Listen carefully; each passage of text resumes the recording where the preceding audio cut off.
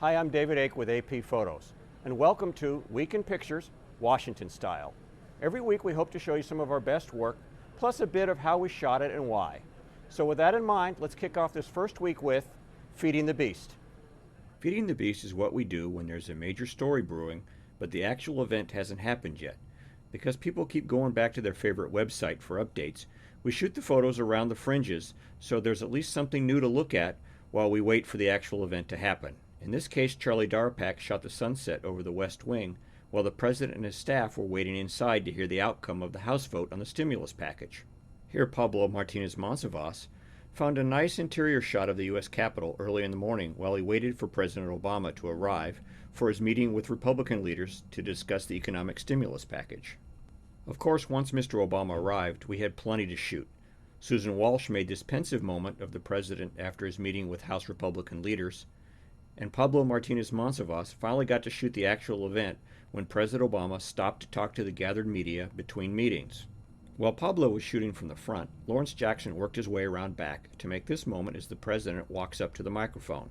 Lawrence actually shot this frame wider, leaving more of the ambience of the scene in the frame, but editors on the desk thought the large group of media got a little lost, so they cropped it up a bit. A lot of the discussion on the economy happened behind closed doors, so to help illustrate the debate, we shot the key players as they moved between meetings and events.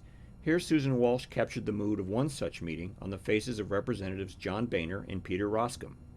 Pablo Martinez Monsivais shot really wide to dramatize the grave nature of the testimony of Congressional Budget Office Director Douglas Elmsdorf during a hearing before the Senate Banking Committee.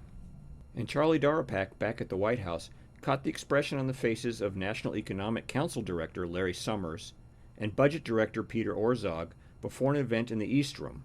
Here's another example of shooting something to provide a fresh picture while we wait for the news to actually happen. Charlie Darapak made this frame of President Obama holstering his BlackBerry as he walks toward the Oval Office on a day full of meetings on the economy and the signing of the Lilly Ledbetter bill.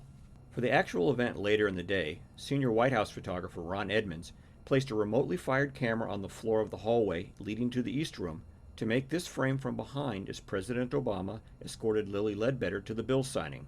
If you look close, you'll see other remote cameras at the base of the lamp shooting the same scene from the front.